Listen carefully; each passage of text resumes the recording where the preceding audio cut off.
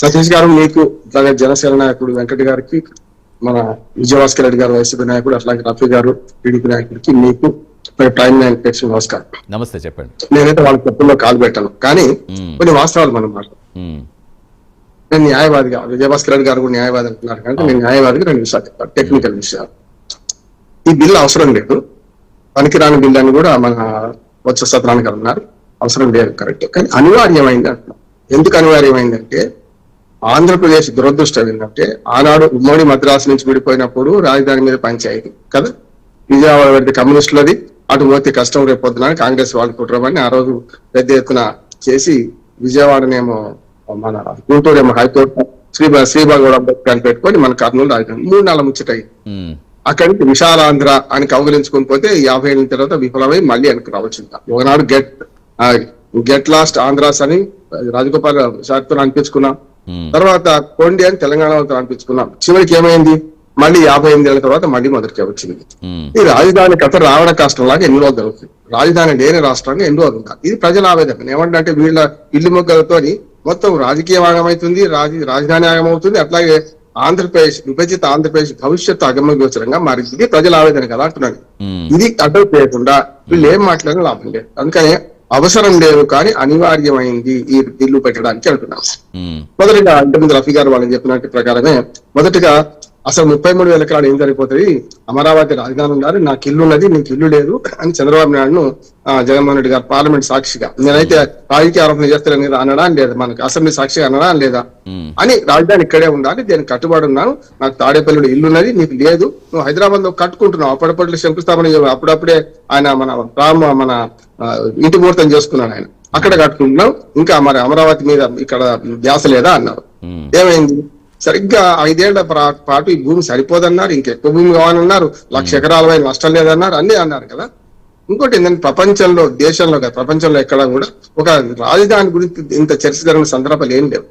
చూడండి, ఇప్పుడు ఉమ్మడి మద్రాసు రాష్ట్రం, ఉమ్మడి బొమ్మాయి రాష్ట్రం విడిపోయిన ప్రతిసారి కూడా, అంటే దేశవ్యాప్తంగా కొత్త రాష్ట్రాలు ఏర్పడ్డ ప్రతిసారి కూడా ఎక్కడ కూడా రాజధాని గురించి అంతర్థం జరగలేదు. ఒకటే వాడు చండీగఢ్ 2 రాష్ట్రాలకు ఉమ్మడి రాజధాని పెట్టుకుంటూ కొత్త నగరం నిర్మించుకున్నాం. మిగతా అవన్నీ ఆల్మోస్ట్ ఆల్ పాతవే, కానీ పాత దానిలో కూడా కొత్త నిర్మించుకున్నాం. న్యూఢిల్లీ కొత్త నగరం కాదా, కలకత్తా మన పక్కన ఈస్ట్ ఇండియా కంపెనీ ఉన్న తర్వాత మాది కొత్త నగరం కదా, నయీ బొంబాయి కొత్త నగరం కాదా. నేమంటున్నానంటే అన్ని కొత్త నగరాలు నిర్మించుకున్నాం దాని పాత నగరాల పక్కనే. ఆంధ్రప్రదేశ్ దురదృష్టం ఏంటంటే, మద్రాసు పోయింది, చెన్నపట్నం మనదే, మొన్నదాకా మనం అమరజీవి, పొట్టి శ్రీరామరాణి విగ్రహాలు పెడుతున్నాం, కానీ ఆయన చంపుకుంది కాంగ్రెస్ పార్టీ కదా అన్నాడు.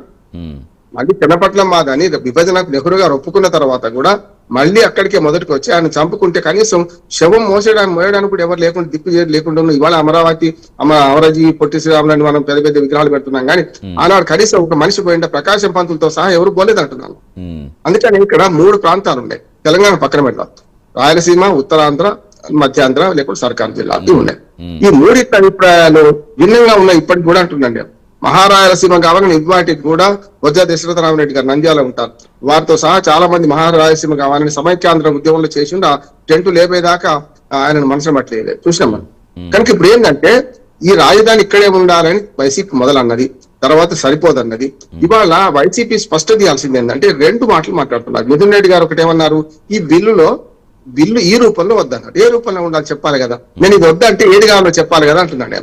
నిజంగా చెప్పాలంటే మిథున్ రెడ్డి గారిని ఆహ్వానిస్తున్నాను, మన విజయభాస్కర్ రెడ్డి గారు అదే అన్నారు, కాస్ట్ ఆఫ్ కన్స్ట్రక్షన్ ఎక్కువ అవుతుంది, దాని మీద మాట్లాడదాం. 12,000 15,000 దానికి సమాధానం రఫీ గారు కూడా ఇచ్చారు. మరి మనకు రిషికొండ దగ్గర ఎంత ఖర్చు పెట్టాం, లేకపోతే ఢిల్లీలో మన పార్లమెంట్ భవనానికి ఎంత ఖర్చు పెట్టారు ఉన్నారు కదా, దాని మీద కాగు వ్యతిరేకిస్తాయి కదా.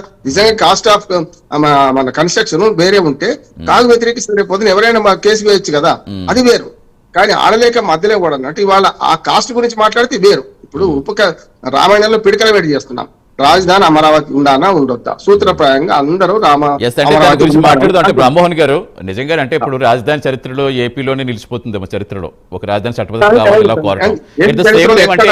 అంటే మీరు లారీగా కూడా ఉన్నారు కాబట్టి సెక్షన్ 5 సవరణ ద్వారా అమరావతిని రాజధానిగా కేంద్రం చట్టం తెస్తే కనుక నిజంగా న్యాయ వివాదాలకు ముందు భవిష్యత్తు తావుంటుందా?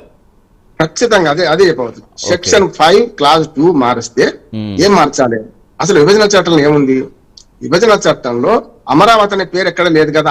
అప్పటికి 10 ఏళ్లు ఉమ్మడి రాజధానిగా కొనసాగవచ్చు. 10 ఏళ్ళు అంటే 10 ఏళ్ళు ఉండాలని గ్యారెంటీ ఏం లేదు. సంవత్సరానికి పోవచ్చు, 10 రోజులు పోవచ్చు. మనం రెంట్కుంటే ఎవడైనా మనకు వెకెట్ చేయమంటే 2 నెలలు టైం ఇస్తాం కదా. అటువంటి అప్పుడే మద్రాసు నుంచి వచ్చేటప్పుడు వెతుక్కోవాల్సి వచ్చింది. ఆ సంగతి జరగకుండా ఆయన కాంగ్రెస్ పార్టీ మంచి చెడు ఆలోచించి 10 ఏళ్ల వరకు మీరు ఉండొచ్చు, ఆ 10 ఏళ్ల లోపు మీరు రాజధాని ఎక్కడ ఉంటే అక్కడ కట్టుకోవచ్చు అన్నది కదా. 10 ఏళ్ల దాకా ఉండాలి, మనం ఉమ్మడి రాజధాని దాకా ఎందుకు ఉండలేదు అనే విమర్శ కూడా చేసింది కదా. సరే, ఓటుకు నోటు కేసా ఏదో రకంగా జరిగింది, బయటకు వచ్చారు. 2016లో ప్రధానమంత్రి స్వయంగా శంకుస్థాపన చేశారు. మొన్న రెండోసారి శాశ్వత భవనాల కోసం శంకుస్థాపన చేశారు. తెలుగుదేశం పార్టీ ఎక్కడ తప్పు చేసిందంటే, ఒక 5 నిమిషాలు ఇవ్వండి నాకు, ఎందుకంటే మొత్తం అంతా బ్యాలెన్స్ చేయకపోతే కష్టం అవుతుంది. వాళ్ళ వాదన వాళ్ళకి. అంటే ఒక బ్రేక్ ఉంది, బ్రేక్ తర్వాత వస్తాయి రామ్మోహన్ గారు ఒక నిమిషం దీని గురించి. రైట్. అలాగే అట్ ద సేమ్ టైం రాజధానిపై చట్టబద్ధత తేవడంతో మరి మేము చెప్పిందే చేస్తామని కూటమి సర్కార్ కూడా ప్రజల్లోకి వెళ్తుంది. మరి వైసీపీ ఏ విధంగా ప్రజల్లోకి వెళ్తుంది దాని గురించి కూడా చర్చిద్దాం. షార్ట్ బ్రేక్ తీసుకుని హాట్ టాపిక్ లో షార్ట్ బ్రేక్ తీసుకుందాం. Stay with us.